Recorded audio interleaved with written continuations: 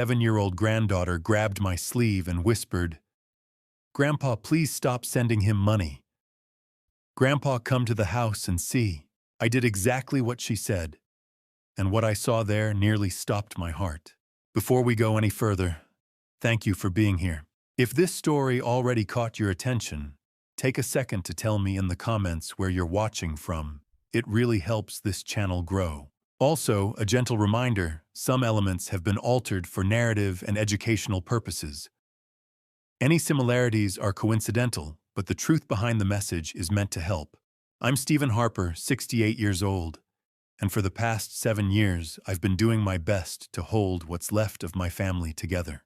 That means every other Saturday I take my granddaughter Ivy, she's 7, to Riverside Park for ice cream. Chocolate chip for me, strawberry swirl for her. It's our routine, has been since her mother died. Willa was my daughter, my only child. 7 years ago, she died in a car accident on Route 9. Vehicle went off the road, caught fire. They said the body was too badly burned for an open casket. We cremated what was left. 6 months later, my wife Gloria died too. The doctors called it a heart attack, but I knew the truth. She died of a broken heart.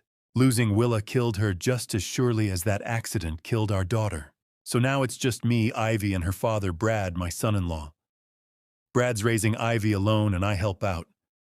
$40,000 a year every January for the past 7 years. It's what Willa would have wanted. It's what family does. That September afternoon at the park seemed normal enough.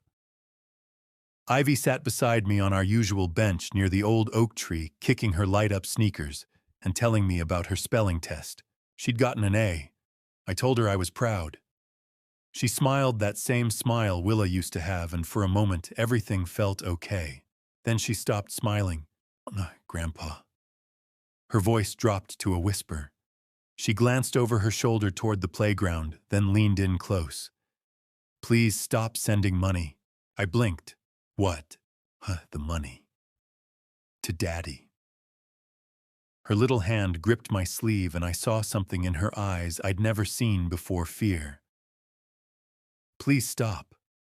There's something you need to see." My chest tightened.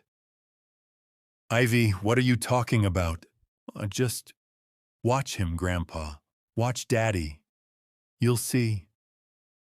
She pulled away suddenly, hopping off the bench. "I have to go. He'll be mad if we're late." "Wait, Ivy, if something's wrong." "Please, Grandpa, just watch him." She wouldn't say another word. The drive to Brad's house was silent. Ivy stared out the window, clutching her backpack, like it was a life preserver. I wanted to ask more questions, but the look on her face told me not to push. "Not yet." Brad's house is a modest 2-story on Maple Street.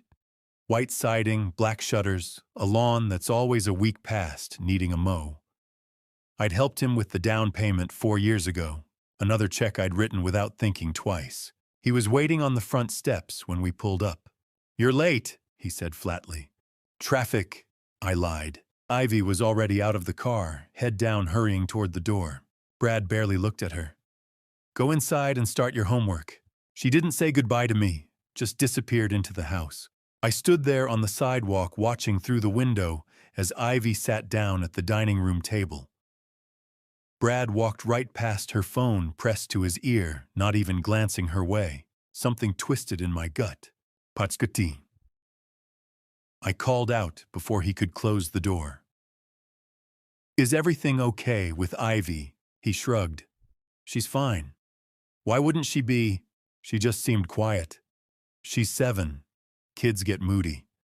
He paused, then added, "Hey, any chance you could send next year's payment early?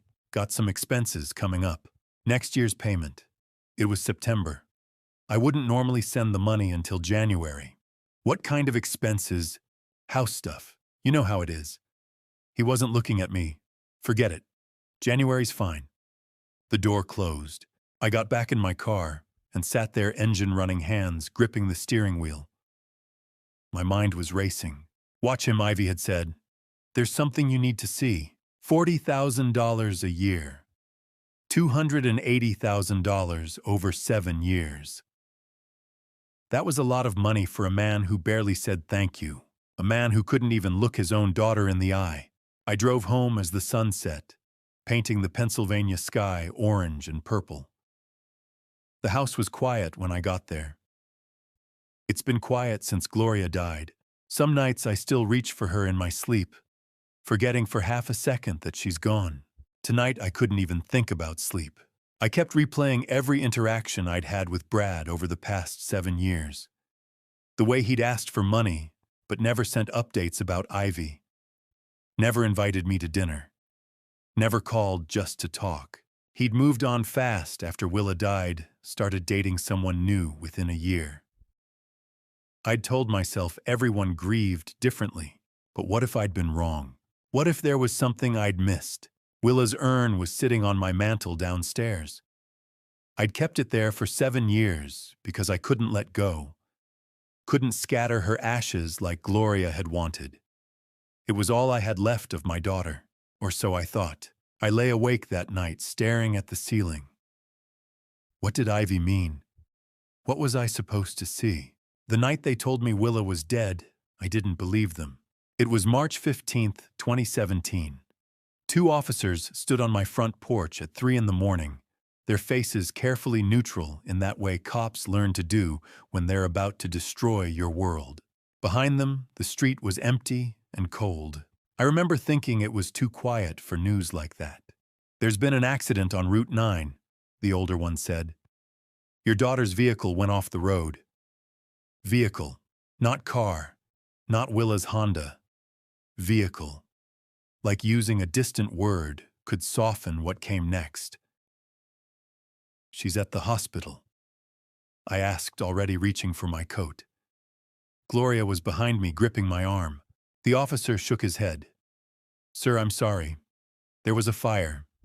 Your son-in-law identified her from dental records." That's when Gloria's knees buckled. The details came in pieces over the following days. Willa had been driving home late from a friend's house, Natalie Hughes, her best friend since college. The car had veered off Route 9 near mile marker 47, hit a tree, and caught fire. By the time emergency crews arrived, the vehicle was fully engulfed. They said she died on impact. They said she didn't suffer. I've never been sure if that was true or just something they tell families. The funeral was closed casket. Had to be. Brad stood beside me at the service, Ivy on his hip. She was barely 6 months old then. And I remember thinking how wrong it was that my daughter's baby would never remember her mother's face. Never hear her laugh. Never know how Willa used to sing off-key in the shower or how she cried during sappy commercials. They gave us an urn, simple brass about the size of a shoebox. It sat on our mantel for a week before Gloria could even look at it. "We should scatter her ashes at the lake," she said one morning, voice hollow. Remember how much she loved it there. We'd spent every summer at Lake Rayburn when Willa was growing up. She'd learned to swim there, caught her first fish, kissed her first boyfriend under the dock. Gloria was right, it was the perfect place. But then Gloria died. 6 months after we buried our daughter, my wife's heart gave out. Just stopped. The doctors called it cardiac arrest, but I knew better. You can die of a broken heart. I watched it happen. She got thinner, quieter, more distant every day, until one morning I woke up and she was gone. Found her in the kitchen, collapsed by the coffee maker, the same one Willa had bought us for Christmas 3 years earlier. After that, I couldn't bring myself to scatter the ashes. Couldn't let go of that urn. It felt like letting go of Willa all over again, and I'd already lost too much. So it stayed on the mantel. Still does. 7 years now. Harper Family Market kept me going. The store's been in my family for 35 years. My father started it back in 1989, and I took over when he retired. It's nothing fancy. Just a neighborhood grocery on the corner of 5th and Chestnut. The kind of place where people know your name and pay with crumpled bills from their jacket pockets. Mrs. Patterson buys her tea there every Tuesday. Old Joe Fletcher gets his lottery tickets every Friday. They all knew Willa. They all came to the funeral. After Gloria died, the store became my anchor. I'd open at 6 every morning, stock shelves ring up, customers close at 8. The routine kept me sane, kept me from thinking too much about the empty house waiting for me at the end of each day, and I kept my promise to Willa. Before she died, she'd made me swear that if anything ever happened to her, I'd take care of Ivy, make sure she had everything she needed. So I did. $40,000 a year sent to Brad every January like clockwork. It wasn't about the money. It was about keeping my daughter's memory alive, about making sure Ivy had opportunities, stability, a future. Brad never said much about it. A quick thanks in a text message, maybe. No updates on how the money was being used. No invitations to see Ivy more than our every other Saturday ice cream trips. I told myself he was just private, that grief made people withdraw. But Ivy's words at the park kept circling back. Please stop sending money. There's something you need to see. I stood in front of Willa's urn that night after driving home from Brad's house. Just stood there in my living room, staring at it in the dim light from the street lamp outside. 7 years I'd kept this thing. 7 years I'd honored it like it was sacred.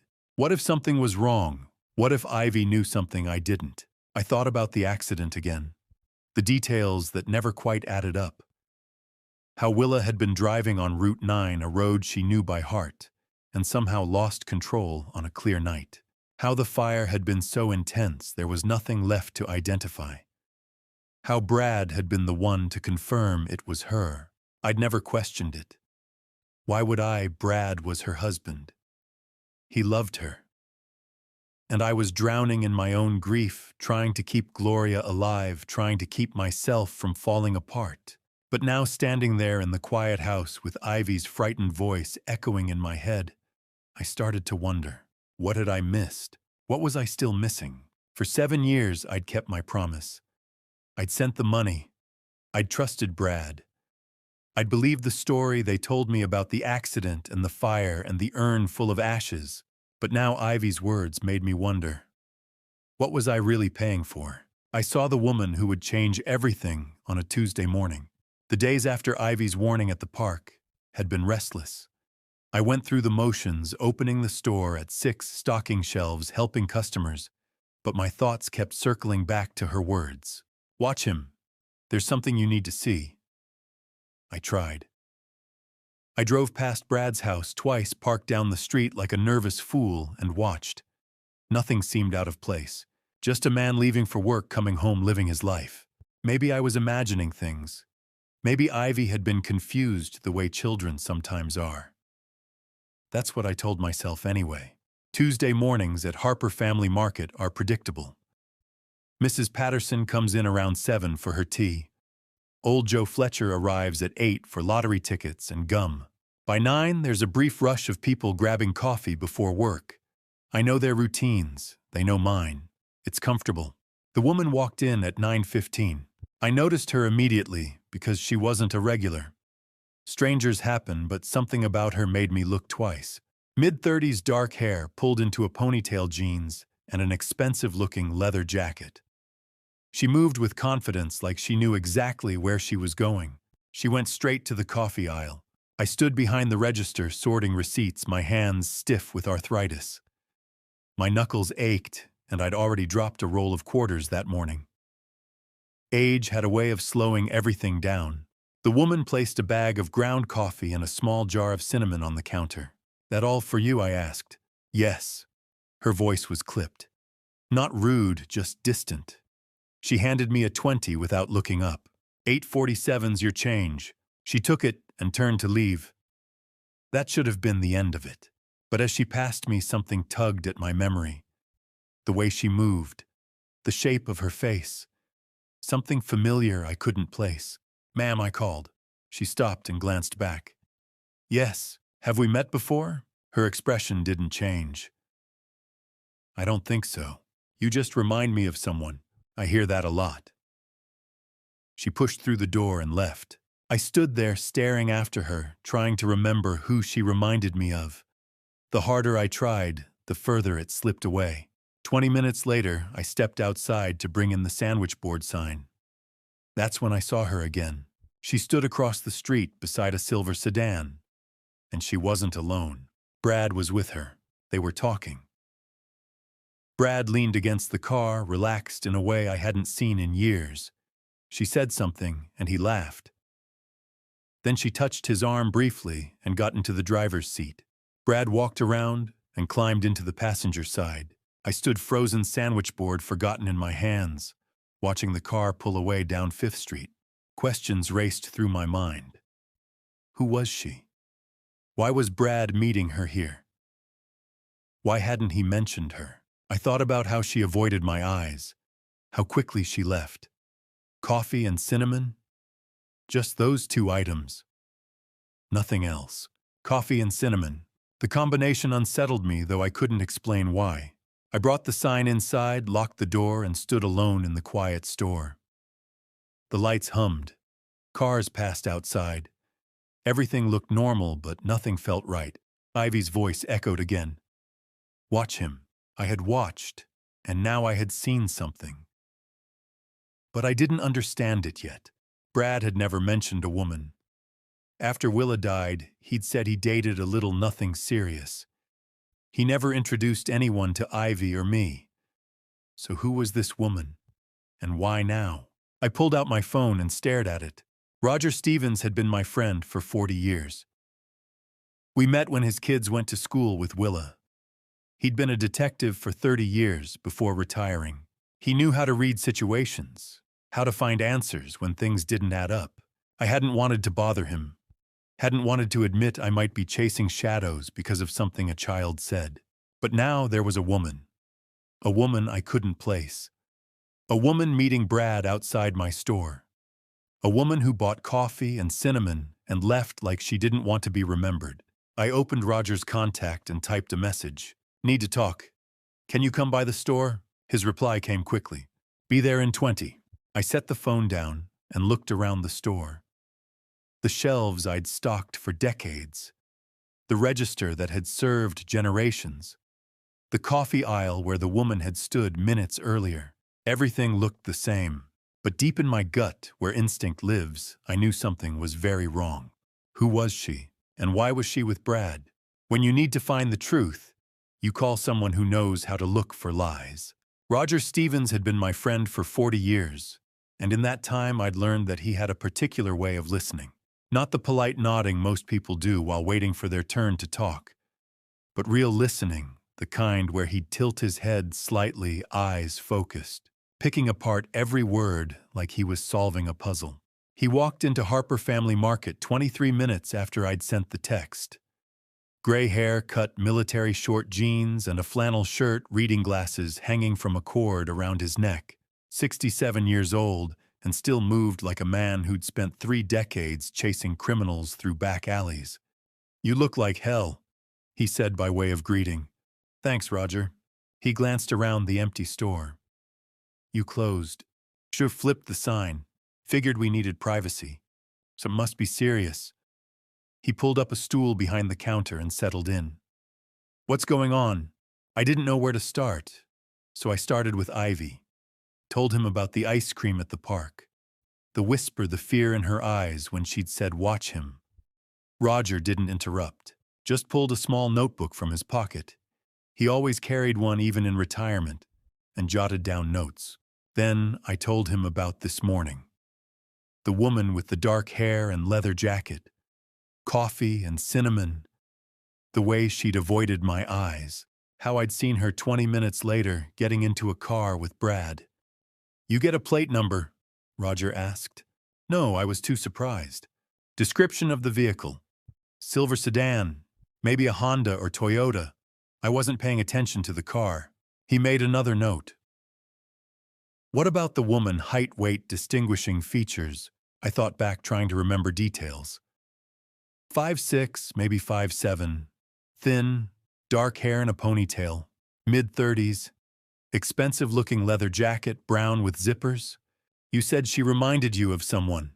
Yeah, but I can't place it. Just a feeling. Roger tapped his pen against the notebook. And Brad's never mentioned a woman. Never. But you've been giving him $40,000 a year for 7 years. For Ivy, I said quickly. The money's for Ivy. Right. Roger's tone was neutral, but I knew what he was thinking. Stephen, when's the last time Brad gave you an update on how that money's being used? I opened my mouth to answer and realized I couldn't. Not a real answer anyway. Brad had never sent receipts, never explained expenses, just accepted the check every January with a quick thanks and moved on. He's raising a daughter alone. I said, defensive now. I'm sure it's going to good use. I'm sure. Roger set his pen down and looked at me. But Ivy told you to stop sending money and to watch Brad. That's not normal, Stephen. 7-year-olds don't say things like that unless something's wrong. I know. So what do you want me to do? That was the question, wasn't it? I'd called Roger because some part of me knew I needed help. But saying it out loud felt like crossing a line I couldn't uncross. I need to know what's going on, I said finally. I need to know if Ivy's safe. If Brad's, I don't know, doing something he shouldn't be. Roger leaned back on the stool, arms crossed. You want surveillance? Is that legal? On a public street, watching someone's comings and goings from outside their property. He shrugged. Not illegal. Not particularly ethical if you're doing it to a family member, but not illegal. The word family hit harder than it should have. Brad wasn't blood, but he was Willa's husband, Ivy's father. For 7 years, I'd sent him money because that's what family did. Now I was talking about spying on him like he was a suspect. I don't want to betray his trust, I said quietly. Then don't. Roger's voice was firm. Go home. Forget about the woman. Forget about Ivy's warning. Tell yourself everything's fine and keep writing those checks. I looked up sharply. You think I should ignore this? No. He met my eyes. I think you need to decide what matters more, Brad's trust or Ivy's safety. The words hung in the air between us. She's 7 years old, Roger continued. She came to you scared enough to whisper a warning in a park. She told you to stop sending money and to watch her father. Kids that age don't make things up, Stephen. They don't have the imagination for it. If Ivy's worried, there's a reason. I thought about Ivy's face at the park. The way she'd gripped my sleeve. The fear in her eyes. What do we do? I asked. Roger picked up his pen again. We start simple. I've still got some equipment from my detective days, cameras, recording devices, all legal for private investigation purposes. We set up outside Brad's house. Watch who comes and goes. See if the mystery woman shows up again. Track his routine. Look for patterns. For how long? As long as it takes. He flipped to a fresh page in his notebook. Could be a few days. Could be a couple weeks. Depends on what we find. And if we find nothing, then you'll know Ivy was confused, and you can sleep better at night. Roger looked at me over his reading glasses. But I've been doing this a long time, Stephen. And my gut says we're going to find something. Mine did too. That was the problem. When do we start? I asked. Tomorrow morning. I'll bring the equipment. We'll park down the street from Brad's place, see what happens. He stood tucking the notebook back into his pocket. Get some rest tonight. Once we start this, you need to be ready for whatever we find. I nodded, but I knew I wouldn't rest. Hadn't really rested since Ivy's whisper at the park. Roger headed for the door, then paused with his hand on the frame. Stephen, you're doing the right thing. Protecting a kid always is. Even if it means going behind Brad's back, especially then. He pushed the door open and the little bell above it chimed. See you tomorrow, 6 a.m. The door closed behind him, and I was alone in the store again. I stood there for a long moment, looking at the coffee aisle where the woman had stood that morning, at the register where she'd paid in cash, at the front window where I'd watched her drive away with Brad.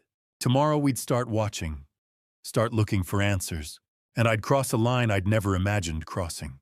As I drove home, I felt like I was crossing a line, but I had to know. For Ivy, money tells a story. I just had to read it. Before we started watching Brad, I needed to look at my own records. That evening, I spread 7 years of bank statements across my kitchen table. The house was quiet, except for the hum of the refrigerator and the occasional creak of old wood settling. I'd made coffee strong black, the way Gloria used to make it when we'd sit up late doing taxes or planning Willa's college fund. The mug sat untouched beside me as I worked, steam rising into the dim light above the table. January 2018. $40,000 wired to Bradley Wallace. The memo line read, "Family support." January 2019. Same amount. Same memo. I went through every year. 2020, 2021, 2022, 2023, 2024. $40,000 every single time like clockwork. $280,000 total. I'd known the amount, obviously. I wrote the checks, authorized the transfers, but seeing it laid out like this 7 years in a row, 7 identical transactions, made it real in a way it hadn't been before. That was a fortune. A small fortune maybe, but more money than most people saw in a lifetime. And what did I have to show for it? I pulled out a shoebox I kept in the hall closet. The one with receipts and correspondence, anything related to Brad and Ivy. I sorted through 7 years of paperwork, looking for proof that the money had been used properly, proof that Brad was grateful, proof of anything, really. What I found was nothing. No thank you notes, no updates on Ivy's education or activities, no pictures of school events or birthday parties, not a single piece of paper showing how the money had been spent or why it was needed. The only communications I had were text messages, and they were brief. Almost cold. In January 2019, he'd written, "Got the transfer, thanks." The next year, just received, appreciated. By 2021, it was down to transfer came through. Not even a full sentence most years, just acknowledgement that he'd taken the money and moved on. I pulled up my phone and scrolled back through our text history. Hundreds of messages over 7 years, and almost all of them were initiated by me. I'd ask how Ivy was doing in school. Could I take her to the park this weekend? Did she need winter clothes? I could pick some up. Brad's responses were always short. "She's fine." "Sure." "We're good." Never details. Never stories about what Ivy was learning or who her friends were. Never invitations to come over for dinner or join them for anything. Just the bare minimum required to keep me from asking more questions. And then there were the early requests. I flipped through my calendar checking dates. Every year, like clockwork, Brad would text me in November or December asking if I could send the payment early. In November 2019, he'd written about expenses coming up before Christmas. December 2020, house repairs. November 2021, Ivy's school stuff. I'd always said yes, always sent it early, because family helped family, and I'd promised Willa I'd take care of her daughter. But now, looking at the pattern, something felt wrong. What kind of expenses came up every single year at the exact same time? And why did a man receiving $40,000 annually need it early? What was he spending it on that couldn't wait a few weeks? I opened my laptop and pulled up Brad's social media, something I rarely did. His Facebook was sparse. A few photos of Ivy from years ago, some posts about sports teams, nothing personal. His privacy settings were tight, so I could barely see anything. But one thing I could see was that his relationship status had changed 2 years ago from widowed to in a relationship. Then 6 months later, it went back to blank. He'd never mentioned dating anyone. Never introduced anyone to Ivy or me. Who had it been? And what happened? I thought about the woman from this morning. The coffee and cinnamon. The way she'd touched Brad's arm before getting in the car. Was she the one? Or someone new? I pulled out a legal pad and started making notes. Not because I knew what I was looking for, but because Roger had taught me once that patterns emerged when you wrote things down. I wrote down everything I could think of. Brad asking for money early every November or December. Never providing updates or receipts. Minimal communication. No family involvement. The relationship status change from 2 years ago. The mystery woman today. Then I wrote down my questions. Where was the $280,000 going? Who was the woman? Why did Ivy want me to stop sending money? What was Ivy afraid of? I set the pen down and looked at the pile of bank statements. 7 years of faith. 7 years of trust. 7 years of believing Brad was doing right by my granddaughter, because I couldn't imagine a father doing anything else. But what if I'd been wrong?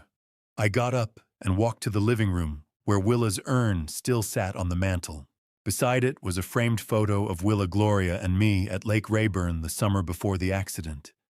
Willa was laughing, head thrown back, Gloria's arm around her shoulders. Both of them looked so alive. "I'm trying, Willa," I said to the photo. "I'm trying to do right by Ivy. I just don't know if I've been doing it the right way." The house was silent. I picked up another photo from the bookshelf, this one of Ivy from last year. She was sitting on the front steps of Brad's house, arms wrapped around her knees, not quite smiling. I'd taken it during one of my visits. At the time, I'd thought she looked thoughtful. Now I wondered if she'd looked sad. How long had she been trying to tell me something was wrong? I gathered all the bank statements and organized them by year. Added the screenshots of our text messages, the information about his social media, the notes I'd just written. Everything Roger might need to understand what we were dealing with. I put it all in a folder and set it by the front door so I wouldn't forget it in the morning. $280,000. That number kept echoing in my head. Not because it was money I couldn't afford to give. The store did well enough, and Gloria and I had been careful savers. But because it represented 7 years of promises. 7 years of trying to honor Willa's memory by taking care of her family. What if her family didn't need taking care of? What if they'd been taking advantage? I poured the cold coffee down the sink, rinsed the mug, and stood at the kitchen window looking out at the dark street. Tomorrow at 6 in the morning, Roger and I would park outside Brad's house and start watching. Start looking for answers to questions I should have asked years ago. I should have felt guilty. Should have felt like I was betraying Brad's trust by spying on him. But all I felt was determined. Ivy had asked me to watch, had trusted me enough to whisper a warning, and I'd failed her for 7 years by not asking the hard questions, by accepting Brad's silence as normal. I wouldn't fail her anymore.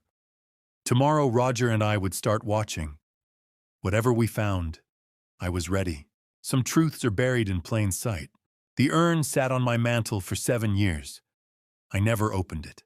After organizing all the bank statements and preparing the folder for Roger, I should have gone to bed. It was past 11, and we were meeting at 6 in the morning. But I stood in the living room, staring at that brass urn the way I'd stared at it 1,000 times before, and something felt different. The woman at the store had bought coffee and cinnamon. 2 items, nothing else. I'd been trying all evening to figure out why that bothered me, and now standing here in the dim light with nothing but silence and the weight of 7 years pressing down, I finally understood. Coffee and cinnamon. My eyes moved from the urn to the framed photo beside it. Willa, Gloria, and me at Lake Rayburn, all of us smiling, all of us believing we had more time. I'm sorry, I whispered to Gloria's image. I should have looked sooner. I'd avoided the urn for 7 years. Told myself it was because I couldn't let go, because opening it meant accepting that Willa was really gone. But maybe the truth was simpler. Maybe some part of me had known even then that something was wrong. I lifted the urn from the mantel. It was heavier than I remembered, about the size of a shoebox, cold brass against my palms. The lid was sealed with a simple threaded cap, the kind you could unscrew with your hands. For a long moment, I just held it. Thought about Gloria standing in this exact spot 7 years ago, crying so hard she couldn't breathe. Thought about the funeral. The closed casket, Brad's face carefully neutral, as he accepted condolences. Thought about Ivy, 6 months old and oblivious, sleeping through her mother's memorial service. I carried the urn to the kitchen table and set it down under the overhead light. My hands shook as I gripped the lid. "Forgive me, Willa," I said and twisted. The lid came off easily. Too easily. Like it had been opened before. Inside was a clear plastic bag tied at the top with a twist tie. Through the plastic, I could see dark powder, almost black in the harsh kitchen light. It looked like ash. Looked exactly like what you'd expect cremated remains to look like. I untied the bag and peered inside. The powder was coarse, not fine. Grainy.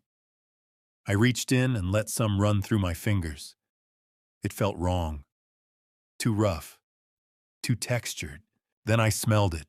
Coffee. Not the faint, burnt smell of cremated remains. Not the sterile nothing of ash. But coffee. Rich, dark, unmistakable. My stomach turned. I brought the bag closer, inhaling deeper. Yes. Definitely coffee. And something else underneath it. Something sweet and spicy. Cinnamon. The kitchen tilted. I gripped the edge of the table to steady myself. No. No, this couldn't be right.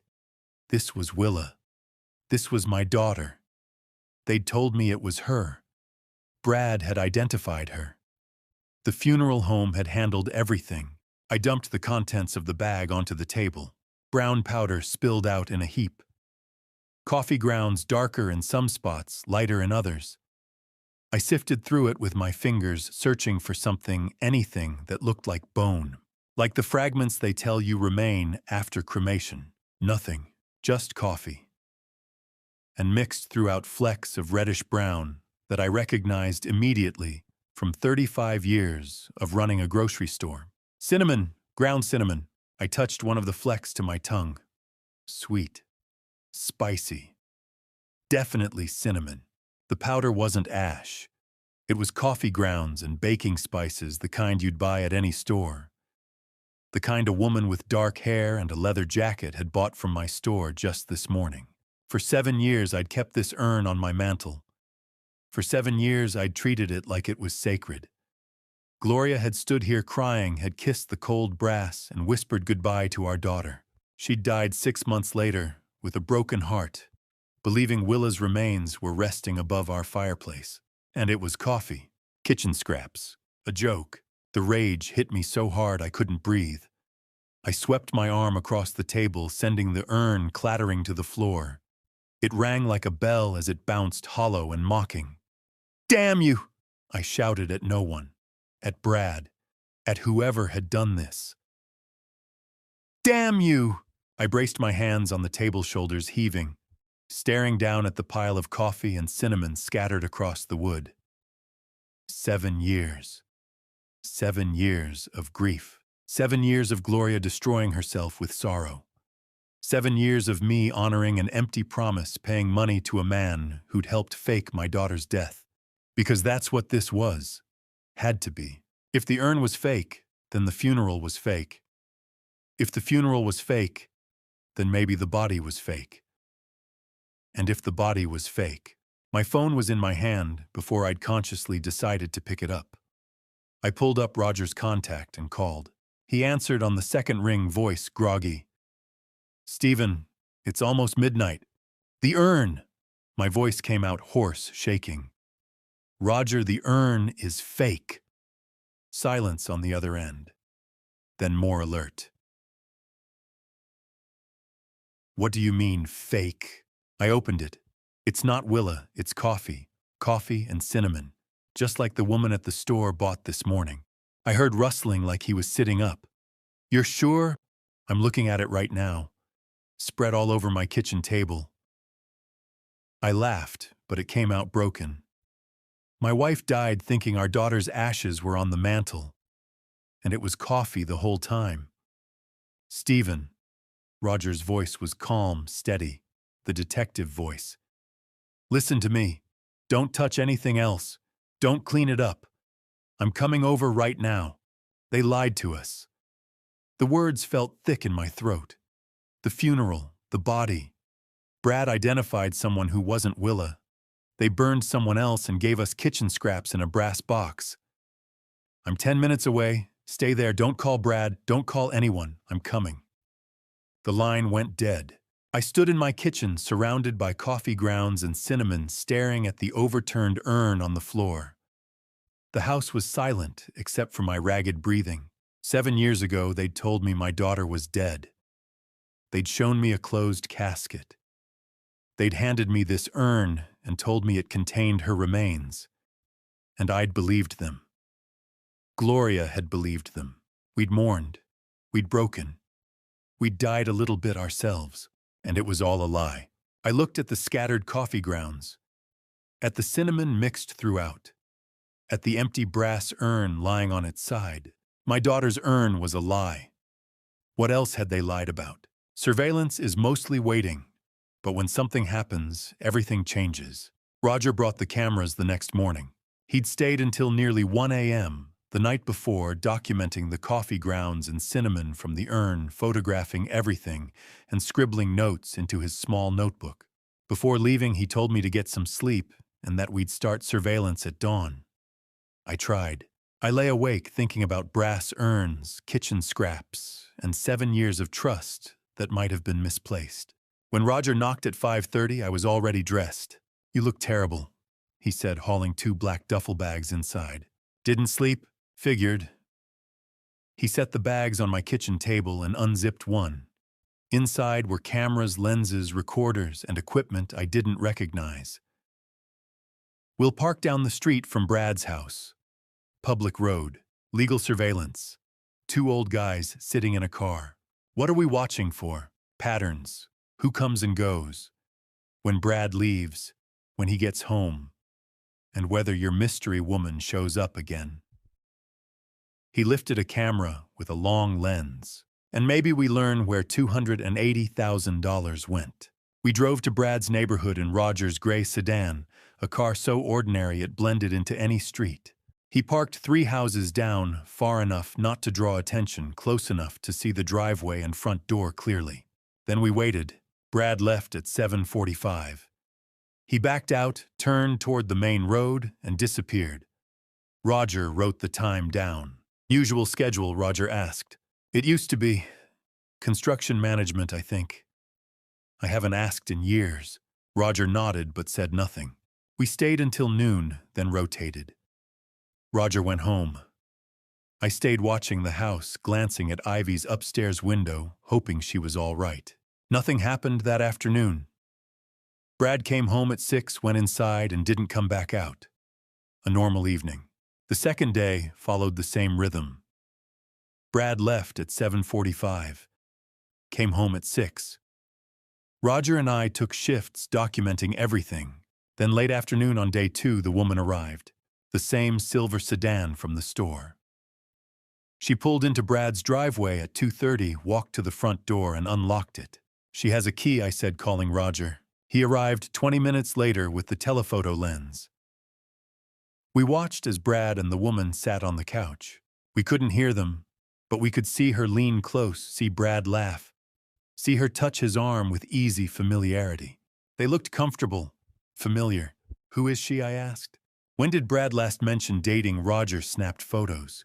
"He hasn't, not once." She stayed 2 hours.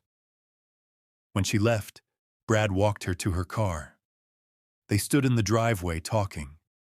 Her hand rested on his chest. His hand settled at her waist. Then she drove off. Roger wrote down her license plate. The third day she came back. Same time, same routine. Stayed an hour. Left. That weekend when I took Ivy for ice cream, Brad didn't mention her. Didn't mention dating. Acted like nothing had changed, but something had. By day 4, we knew Brad's routine. Up at 7. Gone by 7:45. Home by 6. The woman visited every other afternoon. Then, on the 4th morning, everything shifted. Brad left at 10 a.m. "That's new," I said. Roger started the engine. "Let's see where he goes." We followed him, keeping distance. Past Harper Family Market. Past familiar streets. into the industrial district on the east side of town. Warehouses, loading docks, semi-trucks. Brad turned onto East Industrial Avenue and pulled into a worn parking lot. A large brick warehouse, building 447, narrow windows, few cars. He parked near a side entrance and went inside. Roger stopped across the street behind a delivery truck. "What is this place?" I asked. Roger searched on his phone. Warehouse, owned by a holding company. Used for storage or light manufacturing. Why would Brad be here? That's what we need to learn. We waited. 45 minutes passed before Brad came out, got in his car, and drove away. We stayed. "What do you think he's doing in there?" I asked. Roger tapped his notebook. "Could be storage. A side operation. Meetings. With her, maybe." He wrote down the address. "We come back. Watch this place like his house." I stared at the building. Tall, sealed windows. Quiet. Empty looking. But Brad had just spent 45 minutes inside. "There's something in there," I said. Roger nodded. "Yeah. And we're going to find out what it is." I spent the entire night pacing through my house, unable to sleep. Unable to think about anything except the voice we'd heard inside the warehouse. The crying. The pleading. The words that replayed over and over in my head like a broken record. "I've been here for 7 years." When Roger knocked on my door at 7 that morning, I had already been awake for hours. "You look worse than yesterday," he said, as he carried his laptop bag inside. "Didn't sleep. Figured." He placed the laptop on my kitchen table and opened it. "Stephen, I need you to sit down for this." "What is it?" "Just sit, please." I sat. Roger pulled up a video file. "Remember when I told you I still have contacts on the force one of them accessed security footage around the warehouse? All public cameras. Traffic monitoring. Completely legal. And this." He pressed play. The footage was black and white and grainy, the kind used on nightly news broadcasts. A wide shot of East Industrial Avenue appeared, the timestamp showing early afternoon 3 days earlier. Cars passed. A delivery truck. Nothing unusual. Then a woman entered the frame from the left, walking along the sidewalk. "That's the warehouse," Roger said, pointing to a building in the background. "That's the side entrance Brad uses." The woman walked closer to the camera. Her face was partially turned away, but as she moved, the angle shifted. Roger paused the video. "Look at her face, Stephen." I leaned closer. The image wasn't sharp, but it didn't need to be. Dark hair pulled back. Thin frame. Something familiar in her posture and the way her head tilted slightly as she walked. My heart stopped. "No," I whispered. "Look closer." Roger zoomed in. The pixels blurred, but the shape remained. The nose. The cheekbones. That subtle tilt of the head I had seen thousands of times when she was a teenager, when she was in college, when she stood beside me on her wedding day. "That's not possible," I said, though. My voice was shaking. Roger opened another window. I ran the image through facial recognition software. Compared it to Willa's driver's license photo from 7 years ago. 2 images appeared side by side. On the left, Willa's license photo from 2017. Younger, smiling. On the right, a still frame from the warehouse footage. Older, no smile. Darker hair, but the same face. 97% match, Roger said softly. "Stephen, that's Willa." The room tilted. I grabbed the edge of the table to steady myself. "No, she's dead. We buried her. We had a funeral." "You had a closed casket funeral," Roger said gently. "You cremated someone. But you never saw a body." And the urn was filled with coffee grounds. I stared at the screen, at my daughter's face, changed older but unmistakably alive. "She's alive," I whispered. "Yes." "Willa's alive." "Yes." The words didn't make sense. For 7 years, I had mourned her. I had stood at her grave, at that empty grave with its false headstone, and talked to her like she could hear me. For 7 years, her urn sat on my mantle, and I believed it held her ashes, and she was alive. The grief came first. Not relief, not joy. Grief. crushing and suffocating. Grief for 7 years stolen from us. 7 years Gloria and I could have spent with our daughter. 7 years Ivy could have known her mother. Then the rage followed. Gloria died believing Willa was dead, I said, my voice breaking. She died of a broken heart. And our daughter was alive the entire time. Roger stayed silent. I paid Brad $280,000, I continued. $280,000 to care for Ivy because her mother was supposedly dead.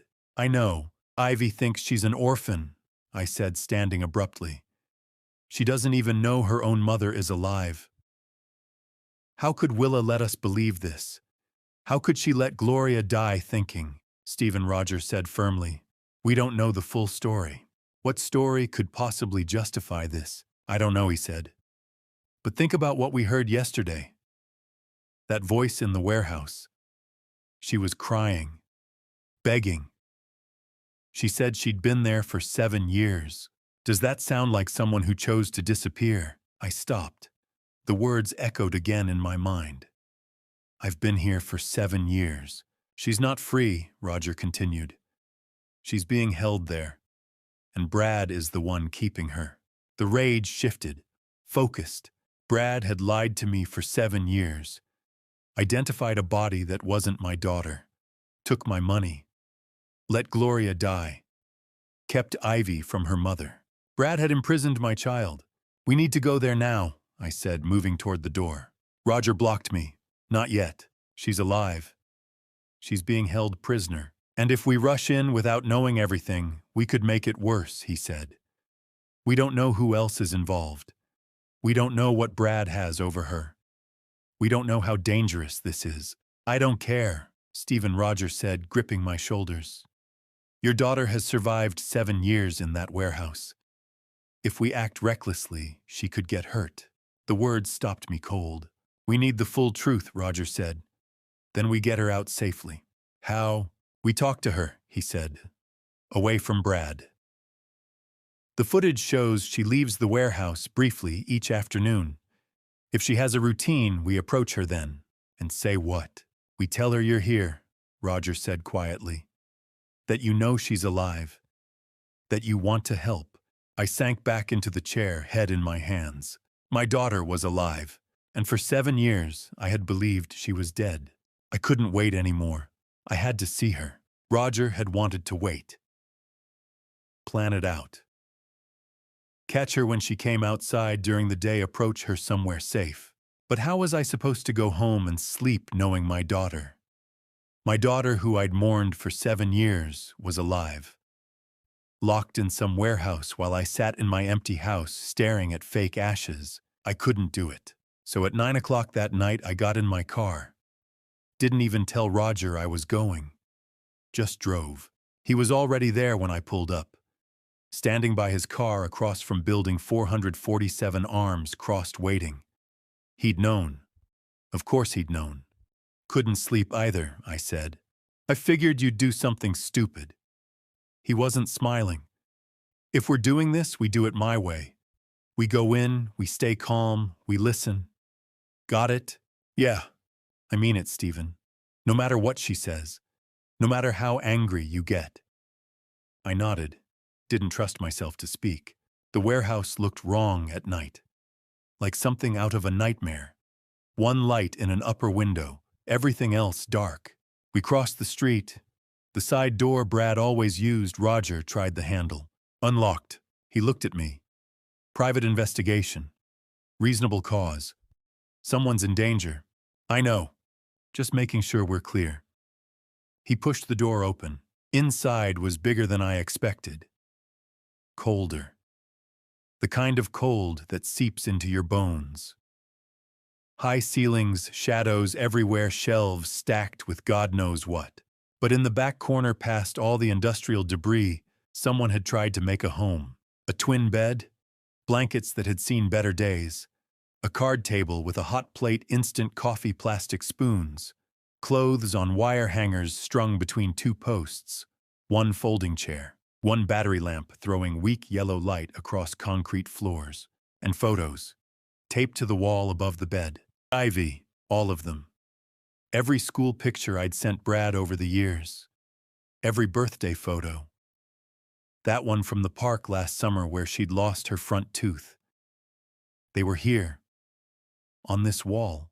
In this warehouse. He'd been showing them to Willa. She was sitting on the bed, staring at those photos like they were the only thing keeping her alive. When the door creaked, she looked up. 7 years. 7 years since I'd seen that face. She looked so different.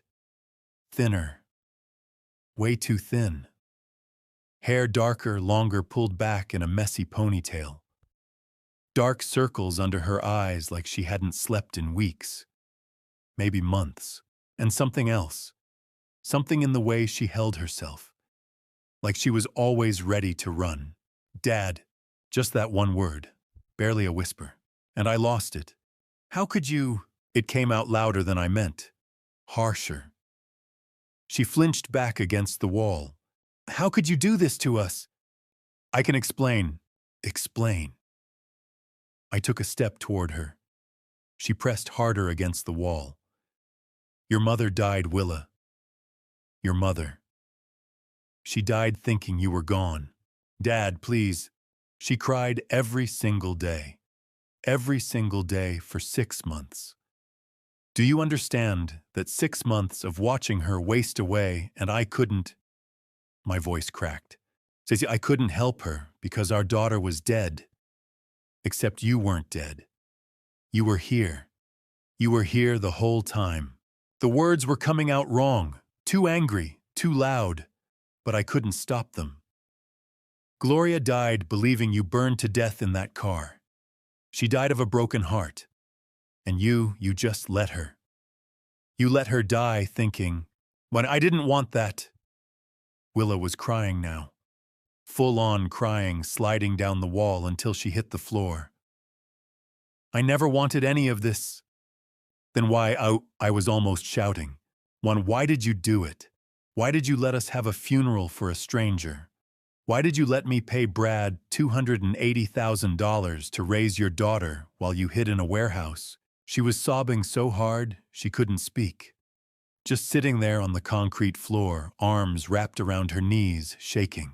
Roger stepped between us. Physically stepped between us. Stephen, stop. She needs to explain, and she will. But you need to calm down. Calm down. My daughter's been lying to me for 7 years. Stephen, Roger's voice cut through everything. Look at her. I stopped. Looked. Really looked this time. She wasn't just thin. She was gaunt. Cheekbones too sharp. Wrists too small. Her clothes a faded t-shirt and jeans that didn't fit hung off her like she'd been wearing them for years. Her hair was dull, lifeless, and those scars on her arms. Small white lines. Some old, some newer. This wasn't someone who'd run away to start a new life in paradise. This was someone barely surviving. Willa, Roger said quietly.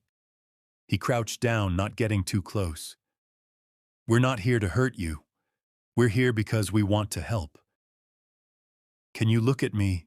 She raised her head, eyes red and swollen and terrified. We need to understand what happened. Roger continued. Can you tell us that? She looked at him, then at me, then at the photos of Ivy on the wall. If I tell you. Her voice was so small. If I tell you, you'll hate me.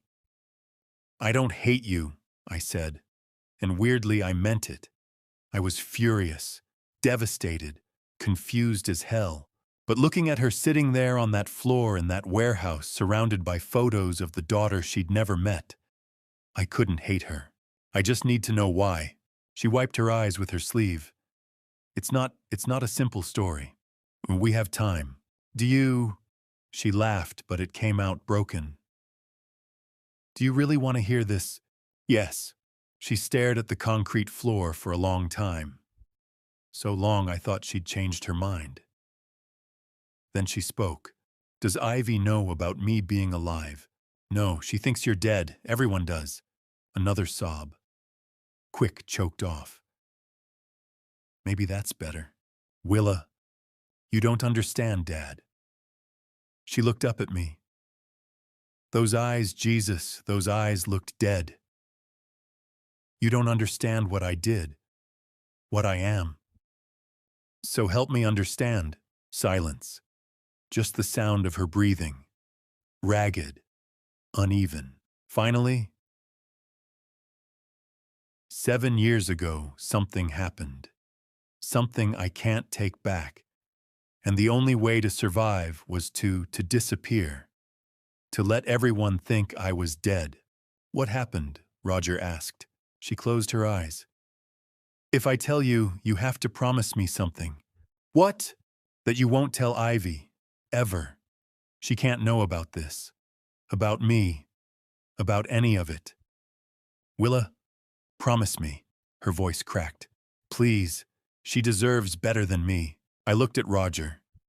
He gave a small shake of his head. Don't promise that. Just tell us what happened, I said. She pulled her knees tighter to her chest. I need to start at the beginning, but when I'm done. She looked at me with those hollow, broken eyes. Now when I'm done, you'll understand why I can never leave here. Why I can never see Ivy. Why this is what I deserve. My throat felt tight. Willa, the truth came in pieces. But I was about to learn it was only part of the truth. Willa's voice shook as she began. It was 7 years ago. March. Natalie came over to my apartment. We lived about 20 minutes apart back then. She'd borrowed money from me. A lot of money. $5,000. She paused, looked at her hands. I needed it back. Brad and I were trying to buy a house, and I'd told Natalie that. Told her I needed the money by the end of the month. But she kept making excuses. Said she'd pay me back next week, next month, when her tax return came. It had been almost a year. Her voice got quieter. So that night I told her I needed it.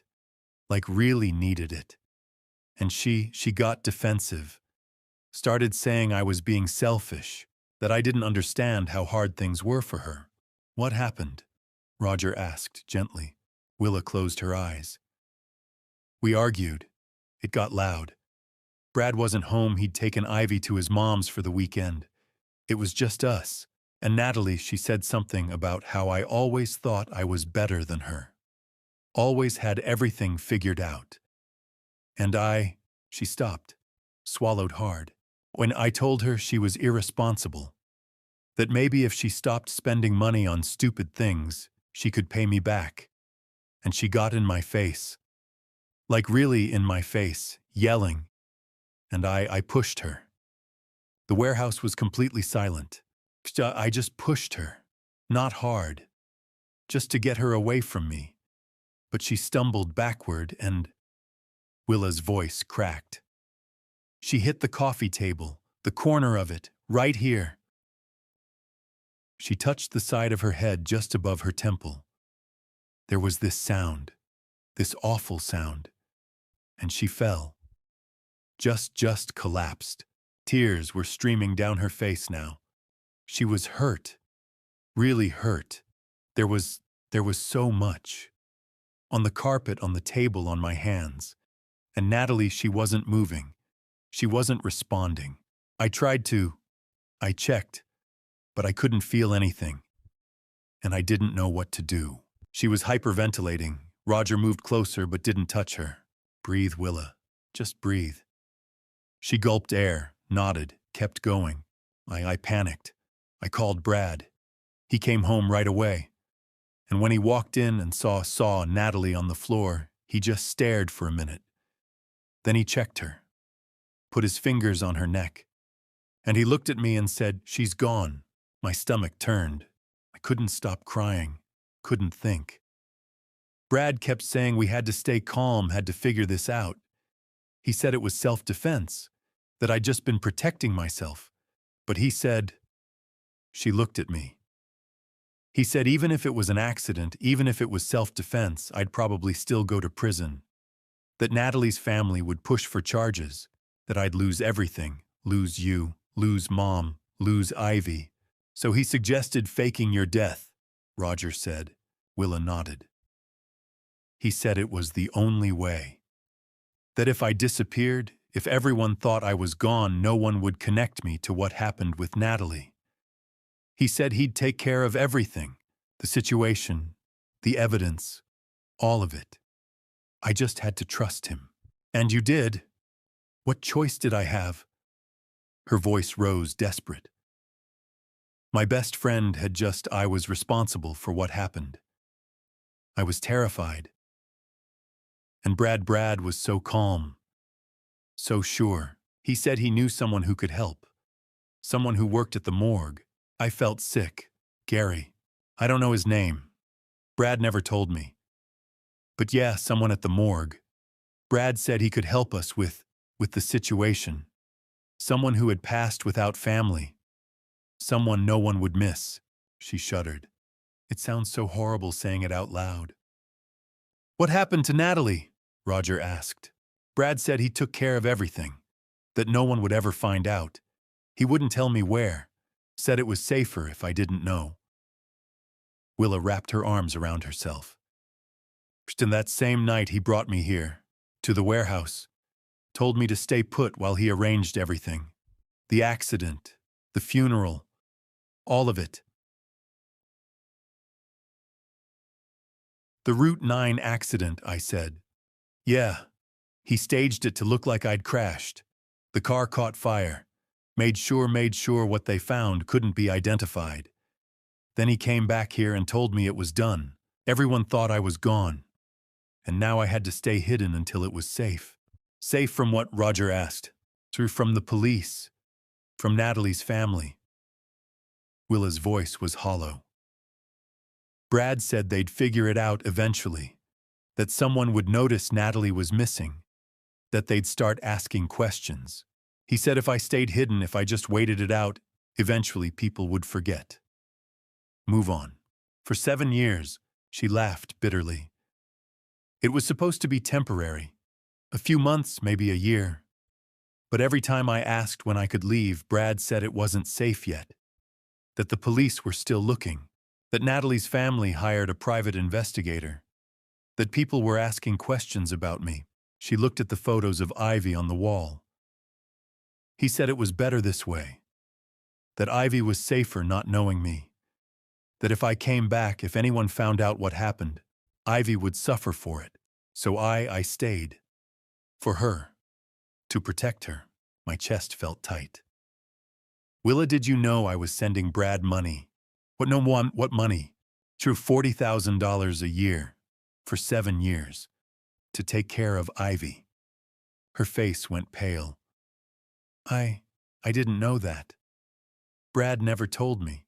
He never mentioned it. No, he brought me food, supplies, sometimes clothes. He said he was taking care of Ivy, that she was fine. That was it. Roger and I exchanged a look. And Willa, Roger said carefully.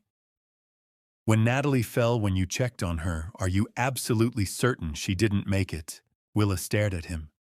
She was so hurt. She wasn't moving. But did you check thoroughly? Did Brad check? He put his fingers on her neck. He said she was gone. But you didn't see him do it. You were crying, panicking. You might not have seen exactly what he did. What are you saying? Roger leaned forward. I'm saying Brad told you Natalie didn't make it, but you never actually confirmed it yourself. You were in shock. You trusted him. She was... Willa stopped. I saw her fall. I saw how badly she was hurt. Head injuries can look worse than they are, Roger said. Even minor ones can cause a lot of... He paused. A lot of visible damage. It doesn't necessarily mean the worst. No. Willa shook her head. No, she's gone. I'm responsible. That's why I'm here. Roger looked at me, then back at Willa. Willa, have you seen Natalie since that night? What number? Of course not. Have you seen anything that proves what Brad told you was true? Brad said a lot of things. Roger's voice was firm, But have you actually seen proof? Willa's face crumpled. Why are you asking me this? Roger pulled out his phone, scrolled through something, then turned the screen toward Willa. Because I ran Natalie Hughes's name through the system yesterday, and according to public records, she's very much alive. Willa stared at the phone, at whatever Roger was showing her, and the color drained from her face. That's not possible. This photo was taken 6 weeks ago, at a coffee shop in town.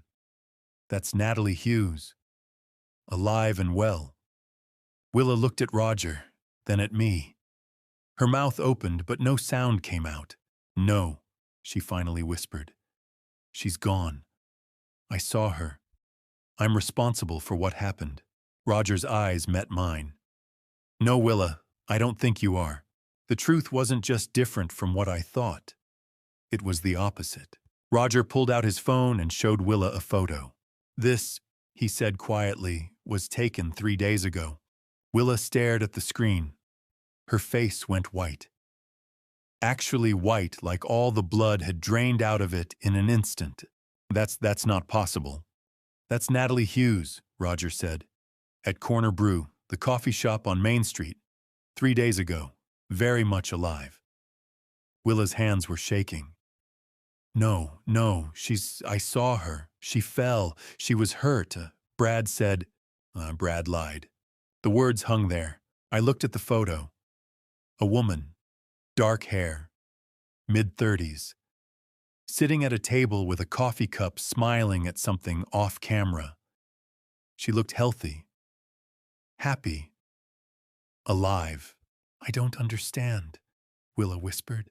Roger sat down on the folding chair, phone still in hand. Willa, I need you to think very carefully about that night.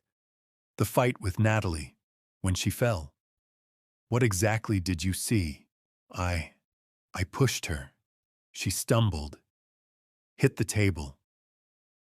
Willa's voice was mechanical, like she'd told this story so many times it had become a script. She was hurt. On the carpet, on the table. She wasn't moving. Did you check on her yourself? I tried. I couldn't feel a pulse. There was too much, and I was panicking, But then Brad came home, Roger interrupted gently. And he took over. Right, Willa nodded slowly. And he checked. And he told you she didn't make it. And you believed him. Why wouldn't I believe him? He's my husband. He was trying to help me. Roger leaned forward. Willa, I don't think Natalie was ever hurt. I think the whole thing was staged. Silence. Complete silence. Yeah, what? Willa's voice was barely audible. The fight, the fall. The Roger paused. The scene. I think Brad and Natalie set it up. Fake scenario. Designed to make you believe you'd done something terrible. That's insane. Is it? Roger pulled up another photo. This is Brad and Natalie, 2 years ago, at a restaurant in Wilmington. He swiped. Another photo. This is them last year. Same restaurant. Swipe. 6 months ago. Hotel in Newark. He kept swiping. More photos. Brad and Natalie. Together. Close. Intimate. They've been seeing each other for years, Willa. Long before that night in your apartment. Willa stared at the photos. Her mouth opened, but nothing came out. I think they planned this from the beginning, Roger continued. The fight was fake. Brad probably told Natalie exactly what to do, how to fall, how to make it look bad. They probably used theater makeup, fake scenario materials, made it look worse than it was. But you saw what they wanted you to see. And then Brad came in and confirmed it. Told you Natalie was gone. That you were responsible. That you had to hide. Roger's voice was firm, but not harsh. He manipulated you, Willa. He used your panic and your guilt to control you. And he's been controlling you for 7 years. The warehouse felt impossibly cold. Why? Willa asked. Why would they do that? Roger looked at me, then back at Willa. Salmonai. I said. My voice sounded strange, hollow. My money, Willa's eyes widened. For 7 years, I've been sending Brad $40,000 a year, $280,000 total, to take care of Ivy. I felt sick saying it out loud. He convinced me it was for Ivy, but it was for him and Natalie. I didn't know, Willa whispered. I swear I didn't know. I know you didn't. Roger pulled up his phone again. I've been digging into Brad's finances. He's got an offshore account. Started 7 years ago right after your accident. The money's been flowing in regularly. $40,000 a year like clockwork, plus other amounts, smaller transfers. From where, I'm still working on that. But I found something else. He showed us a bank statement. 3 weeks ago, Brad transferred most of the account balance, just over $60,000, to a different account. In the Cayman Islands, my stomach dropped. He's planning to run, Roger said. Him and Natalie take the money and disappear. Willa looked like she might be sick. So none of it was real. The fight, the accident, the hiding. None of it. Oh, the hiding was real, Roger said quietly. But it wasn't to protect you from the police. It was to keep you locked up. Out of the way. So Brad could collect your father's money and live his life with Natalie without you interfering. 7 years. 7 years my daughter had been trapped in this warehouse, believing she was a criminal while her husband and her best friend lived free. Took my money. Took everything. He used me, Willa said. Her voice was shaking. He used me and Mom. Mom passed thinking I was gone. Because of them. Because of their lies. Yes.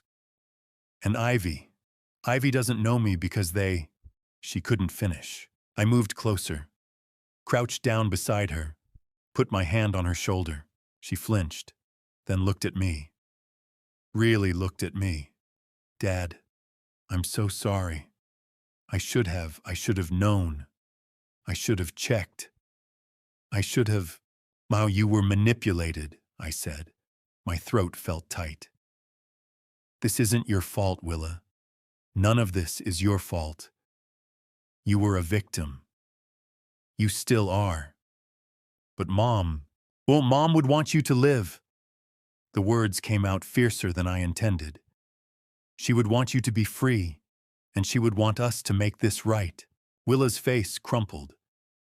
She started crying, not the panicked sobbing from before, but something deeper. Grief. Relief. 7 years of pain pouring out. I pulled her into a hug. My daughter. Alive. Broken. But alive. Roger gave us a minute. Then he cleared his throat. Stephen, Willa, I know this is a lot, but we need to act fast. If Brad's planning to run, we don't have much time. I pulled back. Looked at Roger. What do we do? We need evidence. Real evidence. The kind that'll hold up in court. Roger stood. Financial records help, but we need more. We need Brad and Natalie to confess. On record. How do we do that? Roger looked at both of us. We set a trap. We make them think they've won, that they're safe, and then we get them to admit everything. Willa wiped her eyes. How? You... Roger said, looking at her. You're the key. Brad thinks you're completely under his control. Thinks you believe everything he's told you. We use that. You want me to talk to him? Then I want you to wear a wire. Confront him. Get him talking. And once he thinks you're still too scared to do anything about it, he'll tell you the truth. Willa looked terrified. But then something changed in her face. A hardness I hadn't seen before. He kept me here for 7 years, she said quietly. He let me believe I'd hurt someone. He let Mom... She stopped. Swallowed. He let your mom pass thinking I was gone. He used Ivy. He used you. She looked at Roger. What do I need to do? Roger looked at both of us. If we're going to take them down, we need them to confess. And I have an idea. Every good trap needs bait. We had the perfect bait, the truth. We met at Roger's house the next morning to plan. I hadn't slept. Again. Spent the whole night thinking about Willa in that warehouse, about Brad and Natalie living free while my daughter rotted in prison. About Gloria. About Ivy. About 7 years of lies. Roger's house was small but organized. Retired detective organized. Papers stacked neatly. Coffee brewing. A dining room table covered in folders and equipment I didn't recognize. Willa sat across from me, looking small and exhausted. She'd stayed at my house last night, first time in 7 years she'd slept in an actual bed. I'd heard her crying through the wall around 3A. Emma didn't know what to say, so I just let her be. Roger set down 3 mugs of coffee and opened his laptop. Okay, here's what we need. He pulled up a document. Brad and Natalie have to confess. On record. Admissible in court. That means we need audio, clear audio, no ambiguity. How? I asked. On wire. We put a recording device on Willa. She goes back to the warehouse. When Brad shows up, and he will show up, he always does, she confronts him. Gets him talking. Once he thinks she's still under his control, he'll admit everything. Willa's coffee mug shook in her hands. You want me to talk to him? After everything. I know it's hard. Hard. Her voice cracked. He kept me locked up for 7 years. He made me think She stopped. And you want me to sit there and act like everything's fine? No, Roger said firmly. I want you to act like you know, like you're done being scared, like you're giving him one chance to tell you the truth before you go to the police. Will that work? Brad's arrogant. He thinks you're broken, thinks you'll never stand up to him. Roger leaned forward. When you confront him, when you show strength instead of fear, he'll panic. And when people panic, they talk. They justify. They explain. They confess. Willa looked at me. Dad, I wanted to say no. Wanted to tell Roger we'd find another way.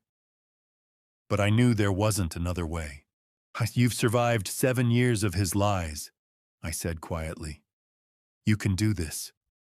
She was silent for a long moment, then nodded. Roger pulled out his phone.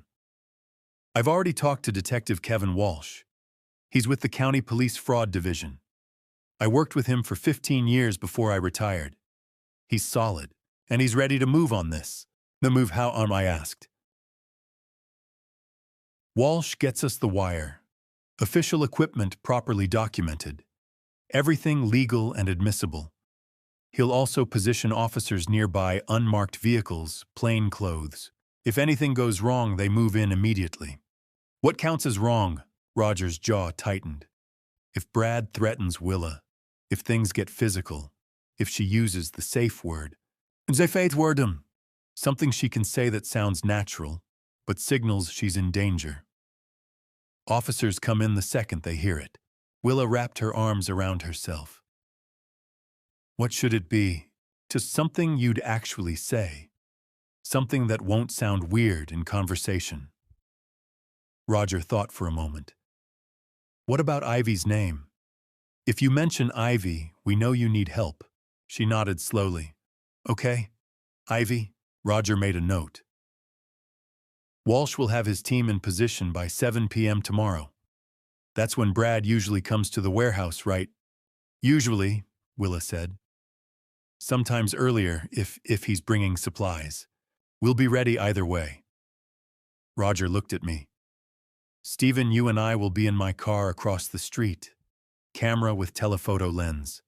Backup recording equipment. Walsh's team will have the primary audio feed from Willa's wire, but we'll have secondary recording just in case. In case of what? Technical failure, interference, anything. Roger pulled out a small black device about the size of a quarter. This is the wire. Clips under clothing near the collarbone. Picks up everything within 15 feet. Battery lasts 6 hours. Willa stared at it. That tiny thing. Your technology's come a long way. Roger set it down carefully. Walsh will come by tomorrow afternoon to fit it properly. Show you how it works. Test the signal. What do I say to Brad? Willa asked. When he gets there. How do I start? Roger pulled out his notebook. We'll script it. Not word for word, that'll sound fake. But general talking points. Ways to guide the conversation. He started writing. You start calm. Tell him you know. Don't say how you know, just that you do. See how he reacts. He'll deny it, Willa said. Probably. That's when you push. Tell him you know about Natalie. That she's alive. Watch his face. He'll either keep denying or he'll shift strategies. Try to explain. Justify. What if he gets angry? But then you stay calm. The calmer you are, the more he'll panic. And panic makes people sloppy. Roger looked at her. Can you do that? Stay calm even if he's angry. Willa's hands were still shaking, but her voice was steady. He stole 7 years from me. He used my daughter. He let your wife. She looked at me. He let Gloria pass away believing her daughter was gone. I can stay calm because I want him to pay for that. Something shifted in the room. Willa wasn't the broken woman from the warehouse anymore. She was angry, and anger, I was learning, could be a kind of strength. We spent the next 2 hours going over scenarios. What if Brad brought Natalie? What if he tried to leave? What if he figured out she was wired? Roger had answers for everything. Backup plans, exit strategies, Walsh's team positioning. By noon, we had a plan. Not a perfect plan, but a plan. Roger made sandwiches, ham and cheese, like we were just 3 people having lunch, instead of 3 people plotting to take down a con artist and his accomplice. Willa ate half of hers. Kept looking at that tiny wire on the table. You scared? I asked, unterrified. She set down her sandwich. But I'm more angry than scared. Does that make sense? Yeah, it does. She looked at me. Dad, what if this doesn't work? What if he... It'll work. But if it doesn't, then Walsh's team moves in, and we figure out plan B. I reached across the table, put my hand over hers. But you won't be alone in there. Roger and I will be right outside. Walsh's team will be listening to every word. And the second you say Ivy's name, it's over. We get you out. She nodded. Didn't look convinced, but nodded. Roger's phone buzzed. He checked it. Walsh says he'll be here tomorrow at 3 p.m. to set up the wire and go over protocols. Tomorrow, Willa whispered. Tomorrow. Roger confirmed. He looked at both of us. Tomorrow night, 7 years of lies end. One way or another. The wire was smaller than I expected. Detective Kevin Walsh held it up between his thumb and forefinger that afternoon. We were at the police station, not the main building, but a smaller office Walsh used for sensitive cases. Plain room, table, chairs. Recording equipment spread out like surgical tools. This, Walsh said, looking at Willa, is your lifeline, and ours. He was younger than Roger, maybe mid-40s. Sharp eyes. The kind of cop who'd seen everything and still cared anyway. Roger had vouched for him. Said Walsh was one of the good ones. Willa stared at the tiny device. That's it. Clips right here. Walsh gestured to his collarbone. Under your shirt. Picks up everything within 15 feet. Crystal clear audio. We'll be listening the whole time. And if something goes wrong, you say Ivy's name. Doesn't matter what context. The second we hear it, we move. Walsh's voice was firm. You won't even finish the sentence before my team is through that door. Willa nodded. Her hands were shaking. Walsh spent 20 minutes showing her how the wire worked, how to position it, how to test it, how to move naturally so it wouldn't show or make noise. Professional, methodical, like he'd done this 100 times, probably had. When he finished, he looked at her. "You don't have to do this. We can find another way." "And there is no other way," Willa said quietly. "There's always another way. No, not one that gets them both. Not one that makes them pay for what they did." She looked at me, then back at Walsh. "I'm doing this." Walsh nodded. "Okay. We go at 7. My team will be in position by 6:30. Unmarked vehicles. Plain clothes. You won't see them, but they'll be close." He left to coordinate with his team. Willa and I sat in that plain room not talking, just sitting, the wire on the table between us. "Dad," she said finally. "Can I ask you something? Anything? Do you—" She stopped, started again. "Do you hate me for what I put you through?" The question caught me off guard. "What number, Willa? I let Mom pass away thinking I was gone. I let you pay all that money. I let Ivy grow up without—" "Stop." I moved my chair closer. "You didn't do any of that. Brad did. Natalie did. They manipulated you. They used you. None of this is your fault. But I should have known. I should have checked. I should have—" "You were terrified. You thought you'd hurt someone. You trusted your husband to help you." I took her hand. "Willa, you were a victim. You still are. And what you're doing tonight, confronting them, getting justice that takes more courage than anything I've ever seen." She started crying, quiet tears running down her face. "I'm proud of you," I said. "And your mom would be proud of you too." She squeezed my hand. We sat like that for a long time. Then it was 6 o'clock. Time to go. Walsh came back with the wire, helped Willa put it on, tested the signal. Clear as a bell. "Remember," he said.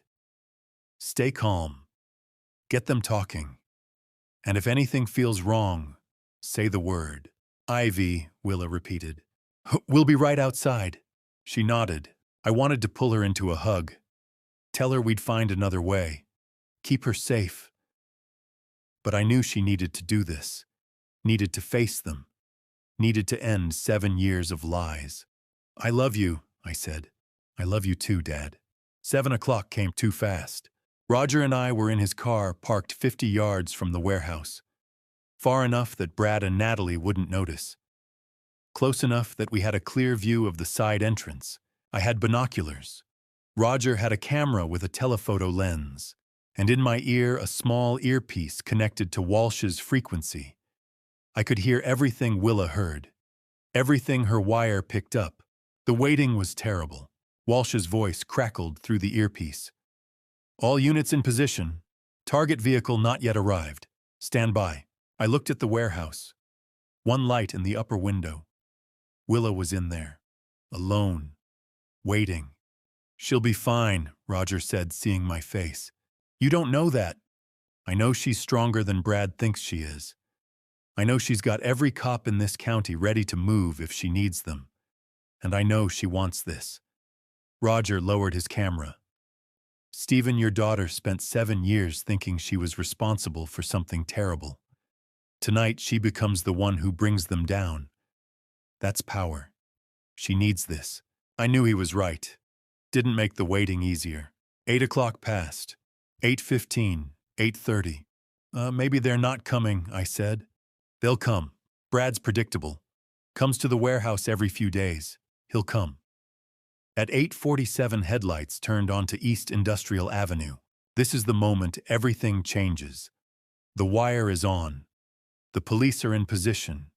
And my daughter is about to face the 2 people who destroyed her life.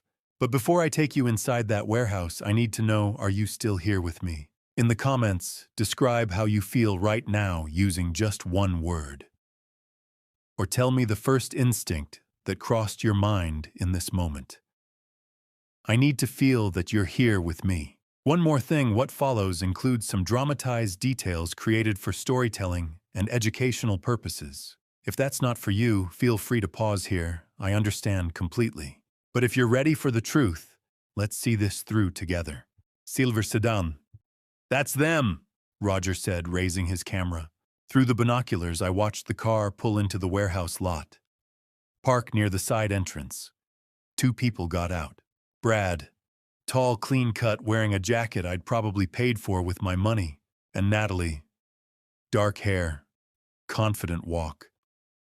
The woman who'd helped destroy my daughter's life. They walked to the entrance. Brad pulled out a key, opened the door. He went inside first, Walsh's voice in my ear. Target 1 has entered. Target 2 following. All units hold position. Natalie disappeared through the doorway. I held my breath. Through the earpiece I heard footsteps, the scrape of the door closing. Then Brad's voice. Casual, almost cheerful. Willa, I brought you a surprise tonight. More footsteps, lighter ones, Natalie's heels on concrete, a pause. Long enough that I started to worry something was wrong. Then Brad's voice again. But different this time. Confused. You're not surprised. Confessions don't always sound like regret. Sometimes they sound like pride. I held my breath as Willa began to speak. Through the earpiece, her voice came through clear. Calm.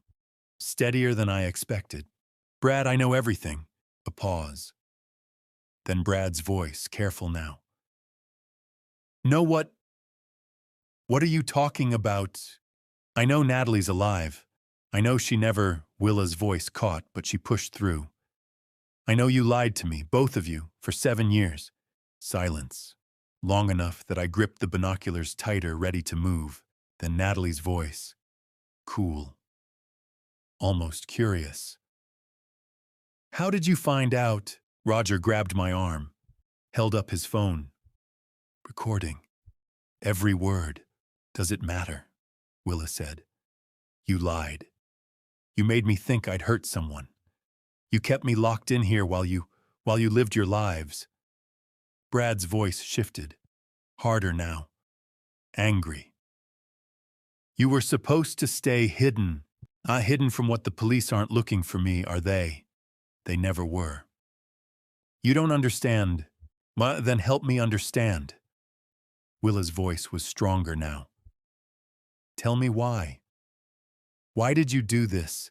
Another pause. I could hear movement. Footsteps on concrete. Brad spoke. Because we needed the money. Just like that. No hesitation, no shame. Money, Willa repeated. Your father's money, Natalie said. Matter of fact. Like she was discussing grocery shopping. $40,000 a year. For 7 years. $280,000 total. I felt Roger's hand on my shoulder, keeping me in the car, keeping me from charging through that warehouse door. You did this for money. Willa's voice cracked. You made me believe I was responsible for you. Let my mother pass away thinking I was gone for money. It wasn't personal, Willa, Natalie said, calm, cold. It was just business. Your father had money. We needed it. You were the way to get it. My mother passed away from grief. That wasn't part of the plan. Natalie's voice didn't change, didn't soften. But honestly, it worked out. Made the whole thing more believable. Your father was devastated, never questioned anything. Roger had to physically hold me back. Wait, he hissed in my ear. Let them finish, Brad's voice again. We had it all worked out. The fight was fake. Natalie knew exactly how to fall, where to fall. We used theatrical makeup, fake scenario, made it look worse than it was. Oh, you manipulated me, Willa said quietly. We gave you an option, Brad corrected. Prison or freedom. You chose freedom. You told me I'd hurt someone. And you believed it. Because you wanted to believe it. Because it gave you an excuse to disappear. Brad's voice was dismissive now, careless. Come on, Willa. Don't act like you're completely innocent here. You went along with everything. Because I was terrified, because it was convenient. Natalie this time. You didn't have to work, didn't have to take care of Ivy, didn't have to be a wife or a mother or a daughter. You just had to hide, and we took care of everything else. I wanted to scream, wanted to tell Willa none of that was true, but I couldn't. Could only listen. How did you do it? Willa asked. The accident, the funeral, all of it. Brad actually laughed. Gary, my cousin, works at the county morgue. Got us. He paused. Got us someone who'd passed. No family. No one to claim them. Made sure the documentation looked right. You used someone who'd passed away. Willa's voice was horrified. The car accident did the rest. Fire destroys evidence, makes identification impossible. Your father never questioned it.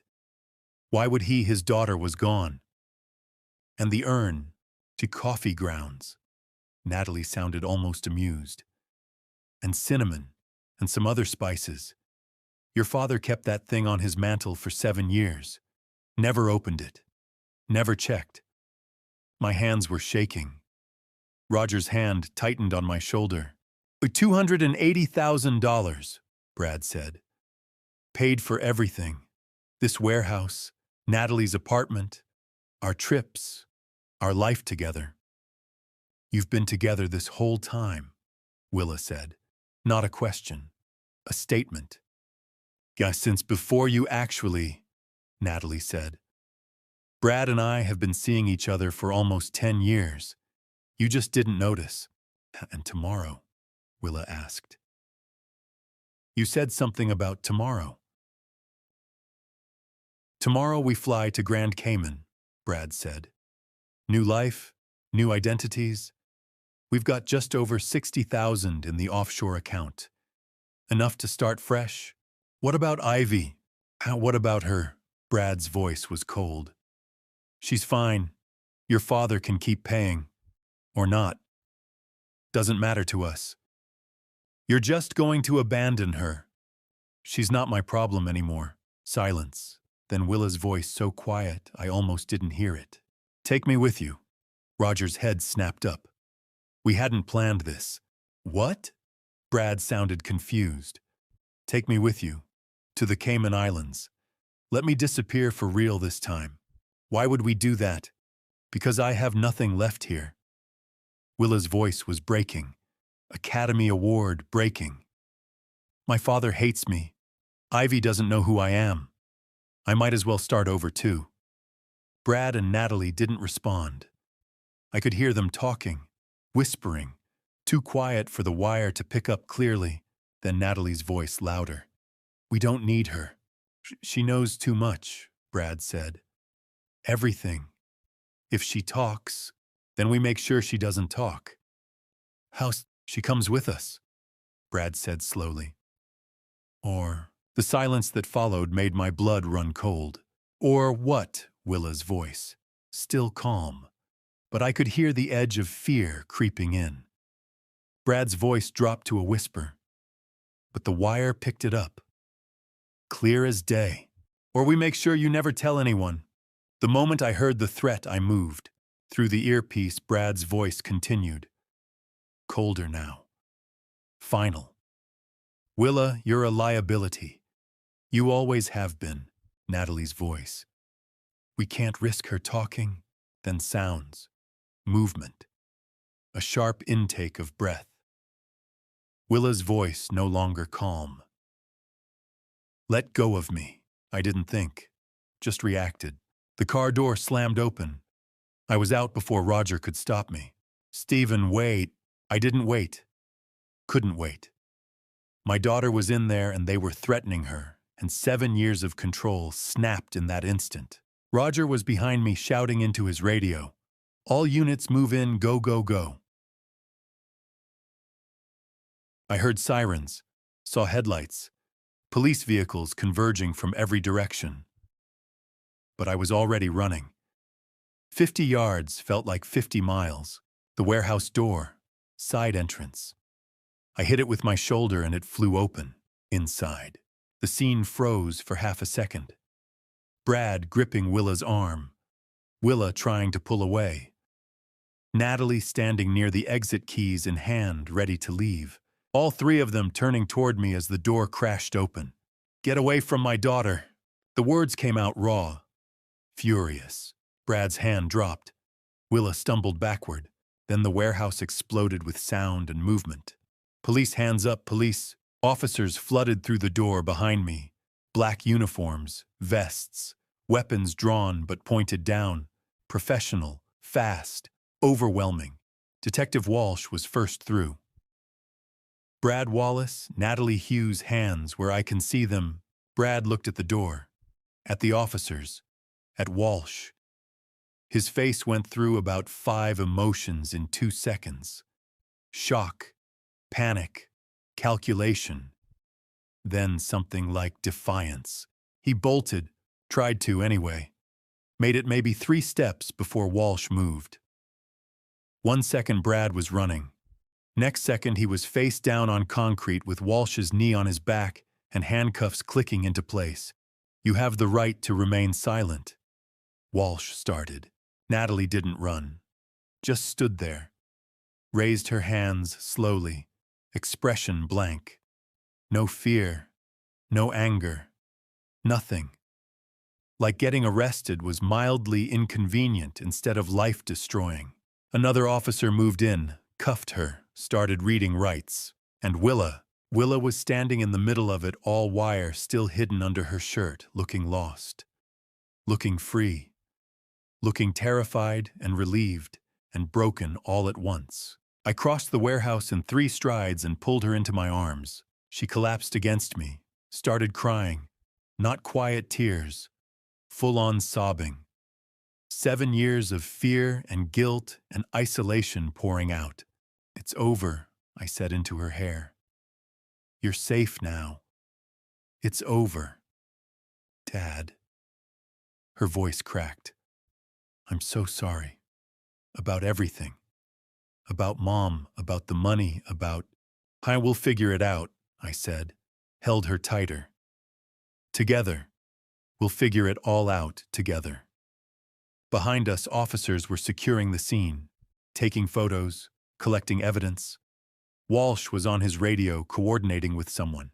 Roger appeared at my shoulder camera, still in hand, looking satisfied. Brad was being lifted to his feet. Still handcuffed. Still trying to talk his way out of it. "This is a mistake," he was saying, voice loud, insistent. "We didn't do anything wrong. He looked at Willa. "She's lying. She's been lying for years. She's unstable. Everyone knows she's—" "Save it for your lawyer," Walsh interrupted. "Brad Wallace, you're under arrest for fraud, conspiracy to commit fraud, grand theft, identity theft, false imprisonment, and accessory to unlawful handling of human remains. You have the right to remain silent. I suggest you use it. This is ridiculous. We were helping her. She wanted to disappear. We gave her that option." Walsh just looked at him. "We recorded everything, Mr. Wallace. Every word you said tonight. Every confession. Every threat. It's all on tape." Brad's face went white. "What?" "Well, the wire your wife was wearing. It recorded everything."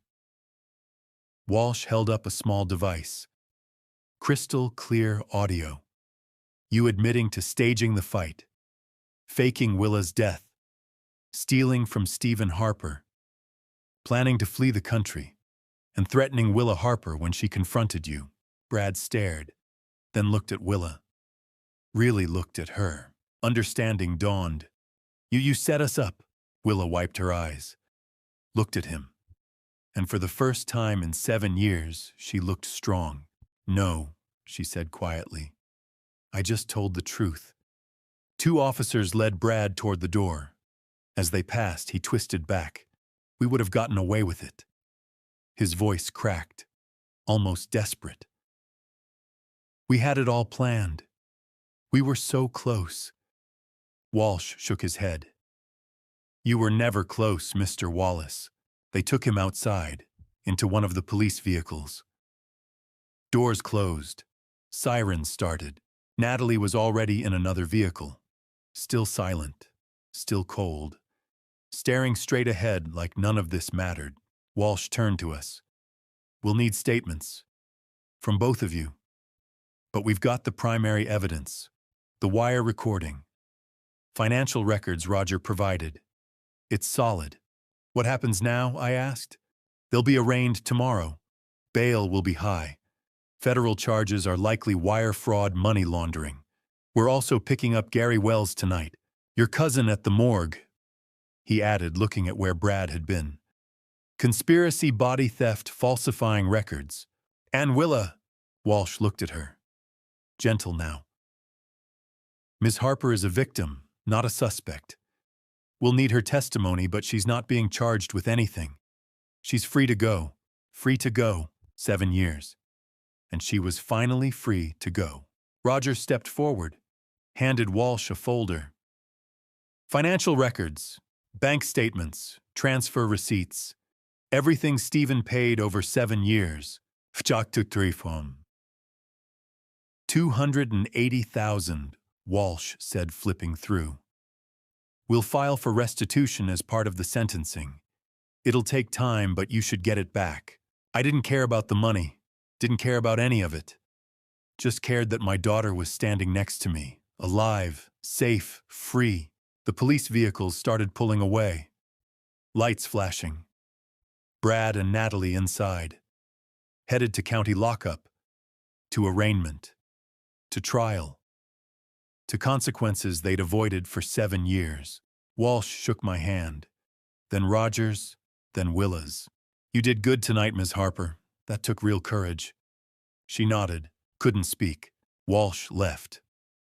Roger packed up his equipment, said he'd meet me at the station tomorrow for statements, gave me a quick hug rare for Roger, and headed to his car.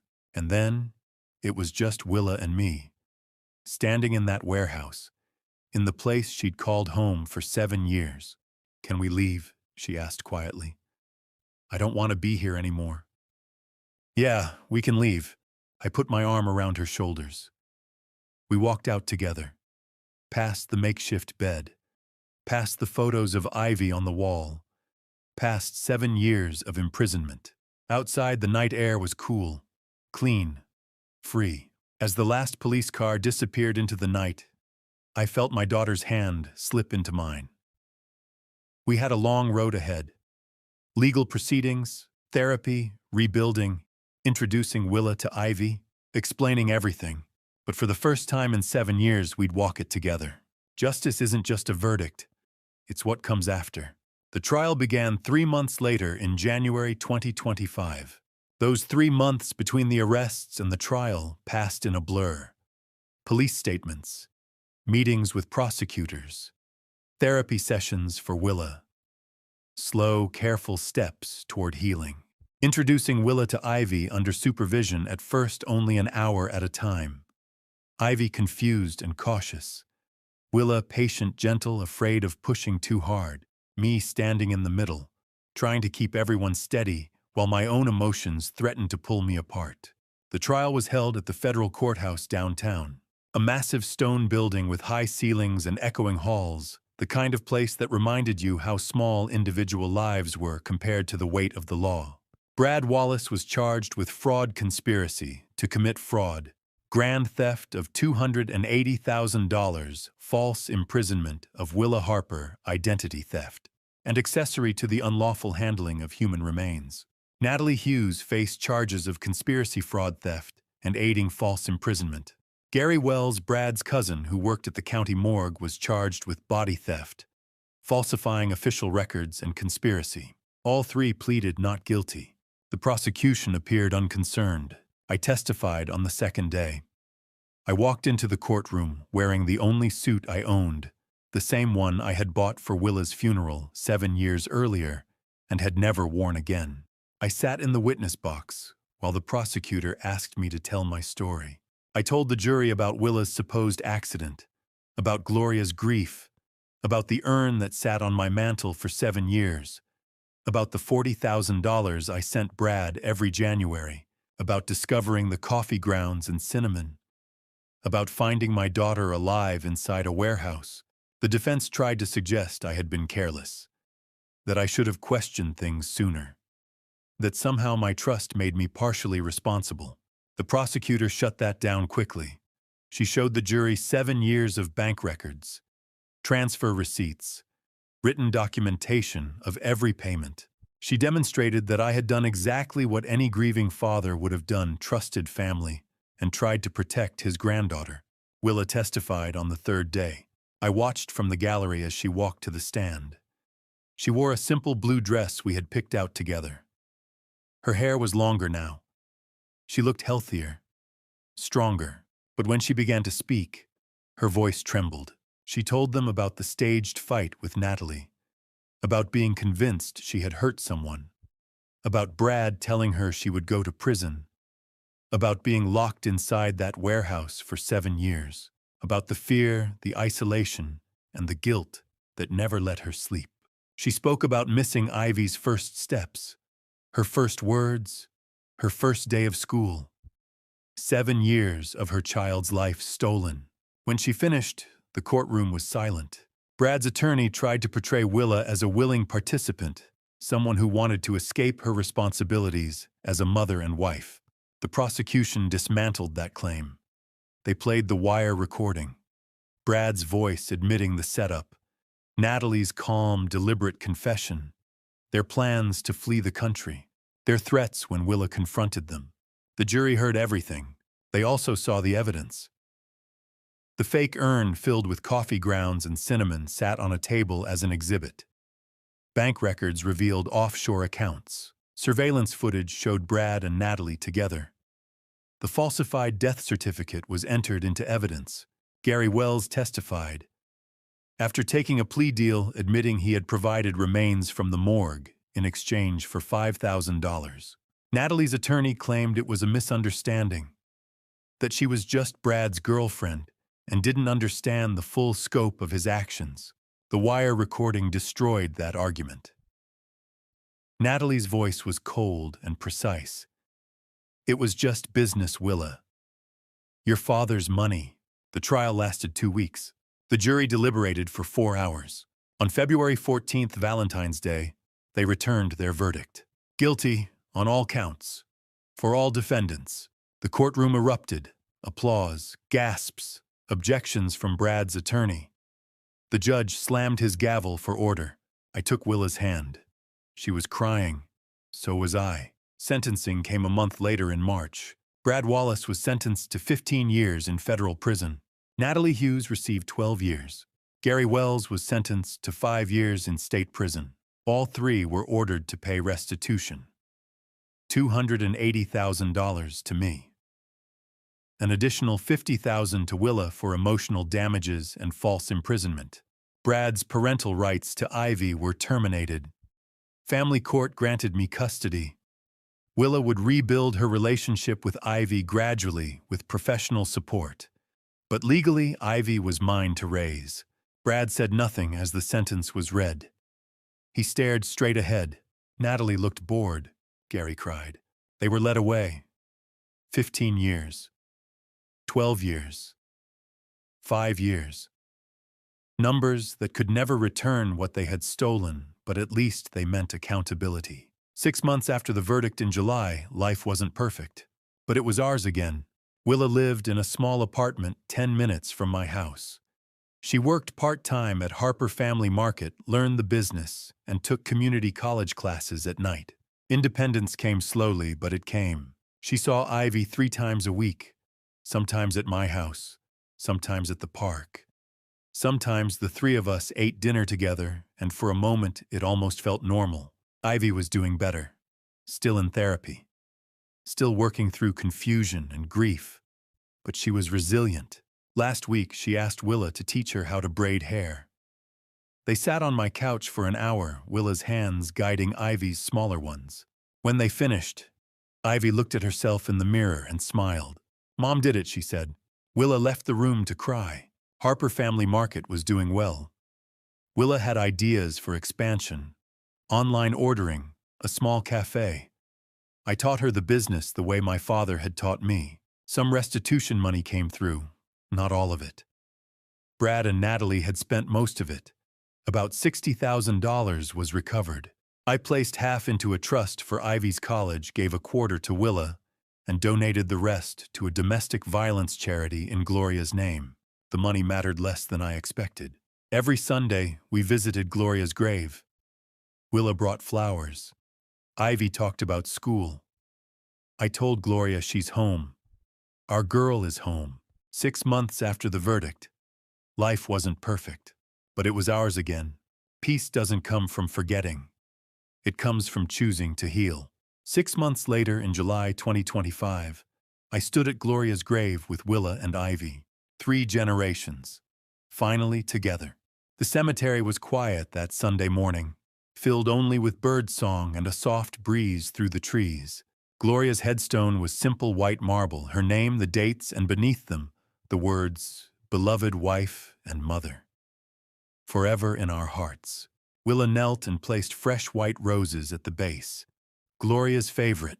Ivy stood beside me, holding my hand, studying the stone with the seriousness children wear when they sense something important.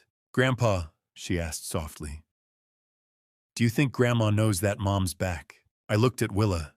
She was crying silently, one hand pressed to the marble. I think she knows, I said. I really do. We stood there in silence for a long moment. Finally, Willa spoke. Mom, I'm so sorry. For everything. For not being there when you needed me. I'm trying to be better now. For Ivy. For Dad. For you. I wrapped an arm around her shoulders. She'd be proud of you, I said. Of how hard you're fighting. I don't feel strong, Willa whispered. Strong people rarely do. Ivy tugged my hand. Can I talk to her? Of course. Ivy stepped forward. Hi, Grandma Gloria. I'm Ivy. I'm 7, almost 8. Grandpa tells me stories about you, about your cookies, and how you sang even though you couldn't sing very well.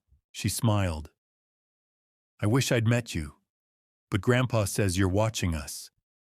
So I hope you're happy, because we're getting better. Mom's home, and we're a family again. I turned away briefly, my chest tight. After the cemetery, Willa drove us to Harper Family Market. The store had fully reopened 3 months earlier.